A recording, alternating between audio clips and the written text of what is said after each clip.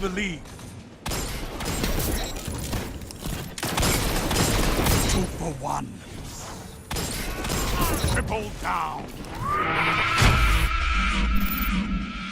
Hey everyone, Cal here. Welcome back to the channel. Today we are reviewing what I'm considering to be a god roll for the hand cannon Duke Mark 44. Duke is a 110 RPM hand cannon with the best all-around stats in its archetype. It can roll with some exclusive perks other hand cannons cannot, and it hits like a truck. A difficult learning curve and necessity for excellent perks notwithstanding, I think this is a weapon players are currently sleeping on. Let's take a look at its stats and perks. Being a 110 means it's also an aggressive frame, trading stability, handling, and reload speed for high impact and range. Duke has the highest base range of any 110. For the sights column, I go with Steady Hand. I consider it to be the best sight for all hand cannons. It gives plus 10 to both stability and handling, and plus 5 to aim assist with no stat penalties to speak of. 110s need all the help that they can get with recoil, so Steady Hand is the way to go, in my opinion.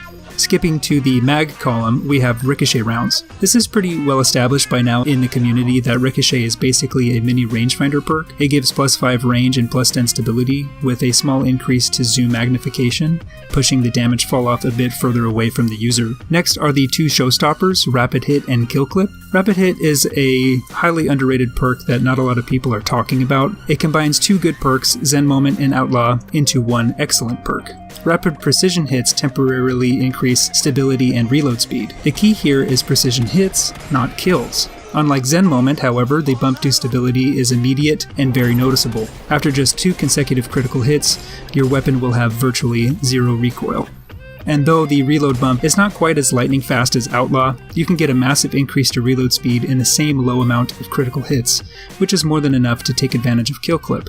Kill Clip needs no introduction. We all know it, we all love it. When it's active on Duke, the 1.3 times multiplier does 121 to the head, allowing you to 2-tap any Guardian no matter what resilience they have.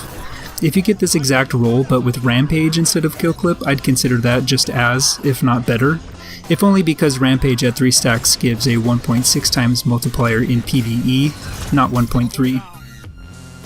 My Duke rolled with a Stability Masterwork, which in my opinion is what you'd most want to look for. When it comes to Masterworks and what to seek out, you got two basic options. You gotta ask yourself, what does this gun do well, and where is it lacking? You can look to magnify what a gun is already good at, or compensate for what it doesn't. Here, I'm further compensating for what Duke struggles with, stability. And finally, I opted for a backup mag mod, increasing the mag size from 9 to 12. If you want to go full PvE, I think mods like Minor or Major Spec are just as viable. All in all, every perk selected gives this weapon a boost in stats, without a single penalty in any one area. Now, I don't want any confusion or for people to think that I'm saying that this is automatically going to make you a machine in the Crucible if you have this particular role or anything similar to it. A god roll doesn't necessarily mean that you're going to wreck. There are a number of key variables that determine how well you're going to perform with a given weapon. The most important to take into account for Duke is its ease of use. Some weapons are easy to pick up and quick to master. Others, like Duke, take a bit more time and effort. In the case of hand cannons, the higher rounds per minute, the easier it is to master. 180s dominate for this reason. They don't have the same drawbacks as 110s, 140s, or 150s. Their bloom isn't as severe, the recoil animation is completely different, and that's all without consideration for Magnificent Howl. So where does this leave Duke? Well, on the complete opposite end of the spectrum.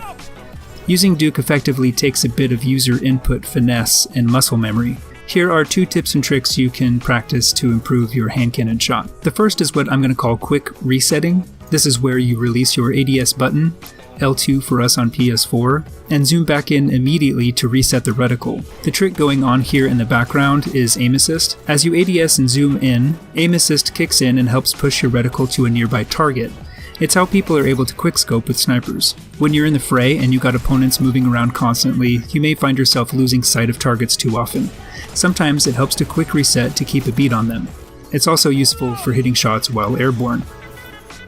Second tip is flick shooting. This technique is where you manually control recoil by quickly pulling down on the control stick right after firing your weapon. This isn't simply putting a constant downward pull. Follow the rhythm of the gun and let the control stick reset back to center with each shot. Also, pull on the opposite direction of the gun's natural recoil pattern. Some pull straight upward, others diagonally to the upper left or right. This is by far the harder of the two tricks to master. Not gonna lie to you, it will take some time. When you first try it out, your reticle will jump all over the place, and it'll make you rethink ever putting on a hand cannon ever again. It's totally fine, but trust me, once you get it and the muscle memory kicks in, it feels amazing.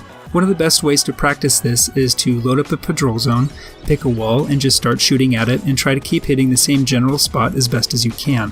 You can tell you're doing it correctly when the screen pushes against the upward motion that the recoil normally follows.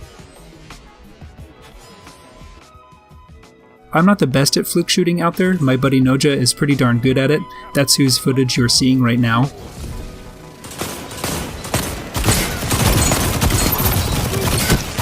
2 for 1.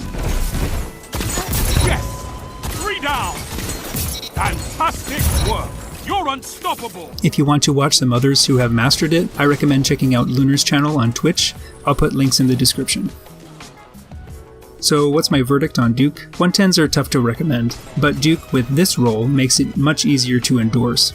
Provided you put in the time to master hand cannons with the aforementioned tricks, you can get a lot of mileage out of Duke, even against some of the most prominent meta weapons at the current time. Expect a demanding learning curve, but a rewarding feeling once you've mastered it. Don't sleep on Duke, it's a doozy.